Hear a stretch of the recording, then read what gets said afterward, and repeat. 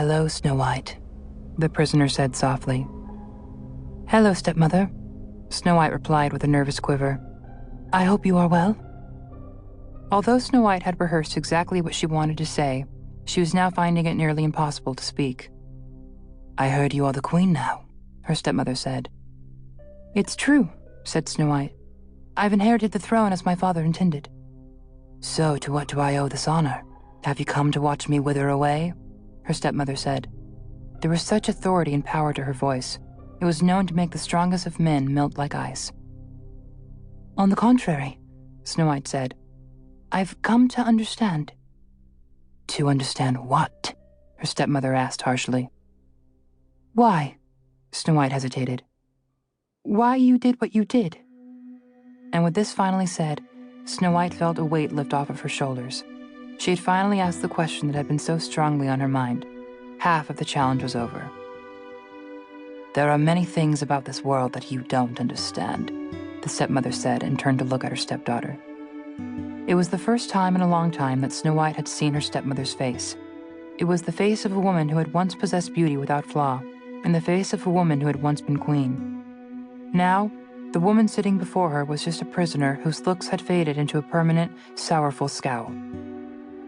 "That may be," Snow White said, "but can you blame me for trying to find some sort of reason behind your actions?"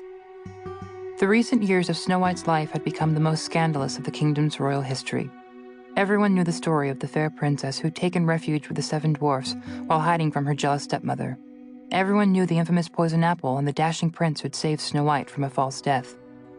The story was simple, but the aftermath was not. Even with the new marriage and monarchy to occupy her time, Snow White found herself constantly wondering if the theories of her stepmother's vanity were true. Something inside the new queen refused to believe that someone could be so malicious. "Do you know what they're calling you out there?" Snow White asked.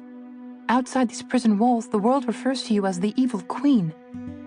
"If that is what the world has labeled me, then that is the name I shall learn to live with," the evil queen said. "Once the world has made a decision, there is little anyone can do to change its mind." Snow White was astonished by how little her stepmother cared. But Snow White needed her to care. She needed to know there was some humanity left in her. "They wanted to execute you after they discovered your crimes against me. The whole kingdom wanted you dead." Snow White's voice faded to a faint whisper as she fought off the emotions building up inside her. "But I wouldn't allow it. I couldn't." "Am I supposed to thank you for sparing me?" the evil queen asked. "If you expect someone to fall at your feet and express gratitude, you've come to the wrong cell." "I didn't do it for you. I did it for myself," Snow White said. "Like it or not, you are the only mother I've ever known. I refuse to believe that you are the soulless monster the rest of the world claims you to be. Whether it's true or not, I believe there is a heart deep down inside of you." Tears rolled down Snow White's pale face. She had promised herself she would stay strong, but she had lost control of her emotions once she was in her stepmother's presence. "Then I'm afraid you're wrong," the evil queen said. "The only soul I've ever had died a long time ago, and the only heart you'll find in my possession is a heart of stone." The evil queen did indeed have a heart of stone, but not inside her. A rock in the shape and size of a human heart was on a small table in the corner of the cell. It was the only item the evil queen had been permitted to keep when she was arrested. Snow White recognized the stone from her childhood. It had always been very precious to her stepmother, and the evil queen had never let it out of her sight. Snow White had never been allowed to touch it or hold it, but nothing was stopping her now. She walked across the cell, picked it up, and curiously stared down at it. It brought back so many memories. All the neglect and sadness her stepmother had caused her as a child rushed through her. "All my life I only wanted one thing," Snow White said. "Your love. When I was a girl, I used to spend hours hiding in the palace just hoping you would notice I was missing, but you never did. You spent your days in your chambers with your mirrors and your skin creams and this stone. You spent more time with strangers with anti-aging methods than you did with your own daughter. But why?" The evil queen did not answer.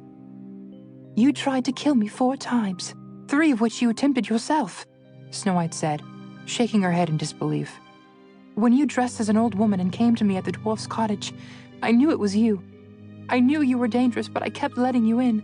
I kept hoping that you would change. I let you harm me."